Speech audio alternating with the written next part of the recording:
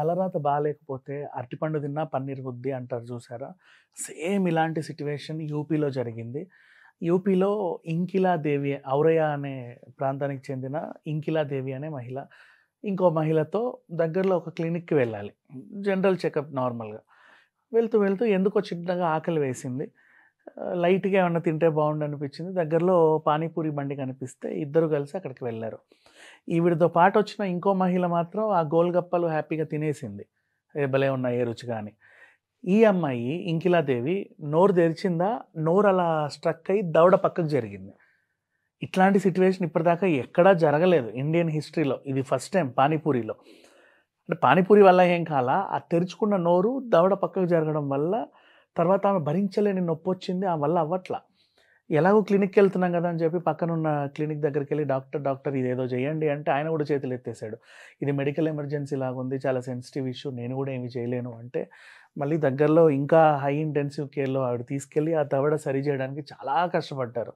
అంటే పానీపూరి మనం చాలా ఇష్టంగా తింటాము. అంటే కొన్ని కొన్ని ఉంటాయి. నాట్ ఓన్లీ పానీపూరినే అనాల్సిన అవసరం లేదు.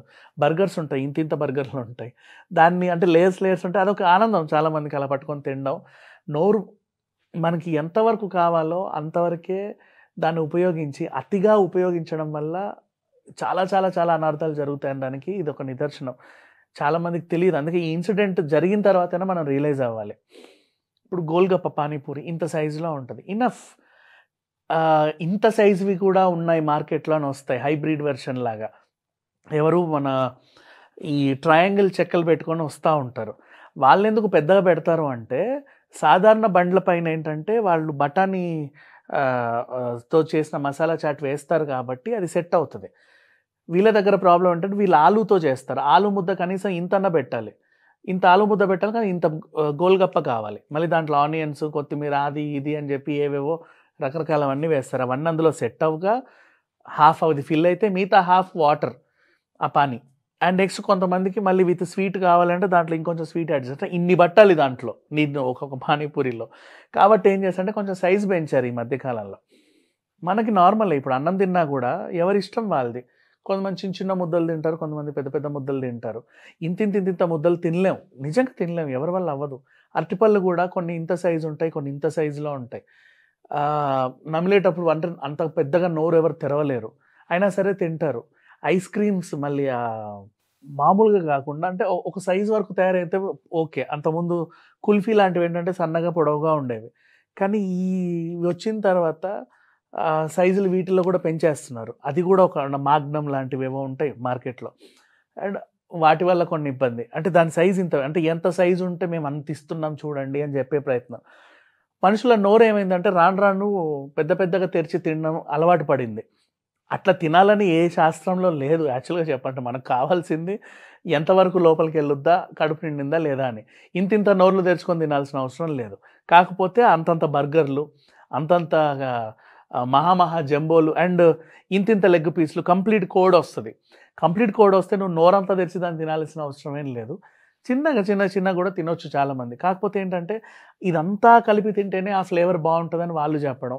అట్లా ట్రై చేయడానికి చెప్పి లెగ్ నోట్లో పెట్టుకోవడం చేస్తాం. హ్మ్. పరిమితికి మించి నోరుని మీరు ఇంకా ఇప్పుడు వేలుంది ఇంతవరకు వస్తది. ఎనకిలా బలవంతంగా నొప్పేస్తదిగా. అంతే నోరు గూడా అంతే. దానికంటూ ఒక స్ట్రక్చర్ ఉంది. ఒక్కొక్కరికి ఒక్కో రకంగా ఉంటది. కొంతమందికి ఇంత పెద్ద నోర్లుంటాయి. కొంతమందికి చిన్న చిన్న నోర్లుంటాయి. అయినప్పటికీ గూడా వాళ్ళు అంటే మార్కెట్‌లో ఉన్న ప్రతిదీ రుచి చూడాలి. అండ్ క్యాటరింగ్‌లో అయితే ఇంకా దారుణం. ఏది కొత్త క్యాటరింగ్ సర్వీసెస్ వాళ్ళైతే ఇంకా డిఫరెంట్‌వి పెడతా ఉంటారు. ఇదంతా ఒకేసారి తినాలి అని.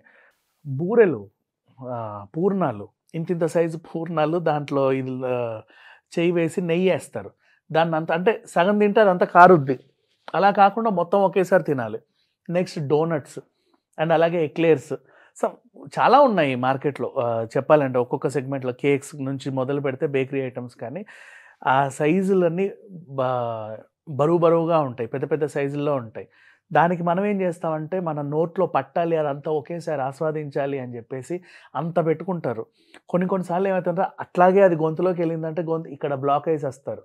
సో, తిండి తినేటప్పుడు అది పానీపూరి అయినా, బర్గర్ అయినా, ఫ్రూట్స్ అయినా ఇంకేదైనా సరే మన నోరు ఎంతవరకు సపోర్ట్ చేయగలదో అంతవరకే తెరిచింది. రుచులన్నీ ఒకటే లోపలికెళ్ళిన తర్వాత పెద్ద విషయం ఏం గాదు. అట్లా తింటేనే అదొక తృప్తి, ఆస్వాదన అట్లాంటిదేం లేదు. అండ్ ఫైర్ పాన్ అని ఒకటి కొత్తదొచ్చింది. అలా ఏస్తే అది మంటేస్తాడు దాంట్లో. ఫైర్ నోట్లో ఏసేస్తాడు. అది ఇంతుంటది. ఆ పాన్లు, స్వీట్ పాన్లు గూడా దాని సైజులు పెరుగుతాయి. అదంతా ఒకేసారి తినాలి. అంత అవసరం లేదు. ఏదైనా సరే మితంగా ఆల్మోస్ట్ ఇప్పుడు మెడిసిన్స్ గూడా టాబ్లెట్స్ రూపంలో ఎందుకు ఇంత చిన్నగా వేస్తారంటే లోపలికెళ్ళి దాని పని అది చేస్తది. ఇంతింత మెడిసిన్‌లు గూడా ఇవ్వచ్చు. మనుషులు తినలేక చావచ్చు. కానీ అట్లా ఉండదు. సూక్ష్మంగా ఏది సెలెక్ట్ చేసినా మన ప్రాణాలకైతే హాని ఉండదు. అండ్ ఉత్తరప్రదేశ్‌లో జరిగిన సిట్యుయేషన్ మనకు అవసరం లేదు. ఎక్కడ ఏది తిన్నా పెద్ద పెద్ద బర్గర్‌లైనా, పెద్ద పెద్ద కోంబోలైనా, పెద్ద పెద్ద ఇంకేమైనా పానీపూరీలైనా, స్వీట్‌లైనా, డోనట్స్ అయినా సరే. మితంగా నోరు తెరిచి మితంగా తింటే హెల్తీగా ఉంటాం.